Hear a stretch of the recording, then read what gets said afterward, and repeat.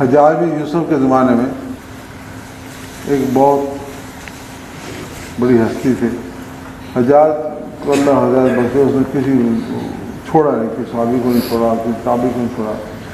بہت جبر اور بہت قہر کا زمانہ.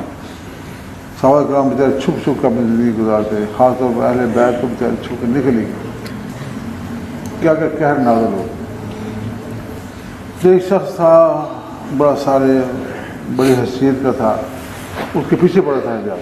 اس کو پکڑ لیا حجاج نے اور قید میں ڈال دیا, اور ایک بندہ مقرر کیا کہ اس کے اوپر رہنا, اس کو خالی نہ چھوڑنا. یوں ہی اس کے پاؤں میں بیڑیاں ڈالی گئی, ہاتھ میں بیڑی ڈالی گئی, بند کیا کمرے میں. تو اس بندے نے ایسے اوپر دیکھ کے ایک دعا پڑھی.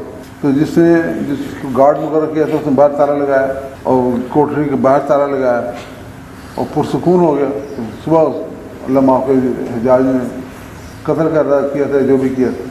صبح وہ شخص جس وقت اندر کمرے میں گیا تو بندہ کون تھا, بندہ بیڑیاں پڑی ہوئی تھی, بندہ غائب تھا.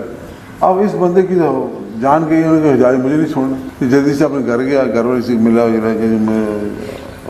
میرے تو وقت آ گیا, اب مشکل ملاقات ہو. کیونکہ حجاج بہت سخت ظالم تھا, سخت جابر شخص, اب وہ مجھے چھوڑے گا نہیں. تو گھروں سے سب سے ذرا آخری ملاقات کر کے آ گئے, اور یہاں سے حجاج کو بتایا کہ اس سے مانا ہوا. تو میں صبح گیا ہوں, حجاج نے کہا لاؤ اس کو. جب 9-10 بجے وقت آیا, لاؤ اس کو. گئی اس کے ساتھ تو یہ واقعہ پیش آیا. اب حجاج کی آنکھیں سرخ. اتنا اس نے پوچھا کہ اس نے کچھ پڑھا تھا. اس نے اسے آسمان کی طرف دیکھ کے نا یہ دعا پڑھی تھی. تو حجاج تھوڑا سا ہل گیا, کہتے اس دعا کی برکت سے وہ نکل گئی, اس دعا کی برکت سے وہ نکل گئی. لا حول ولا قوة الا بک لک الخلق والامر. یہ سپر لک الخلق والامر, اور بیڑی کٹ کرا گئی. یہ لا حول ولا قوة الا باللہ العلی العظیم, یہ دعا ہے.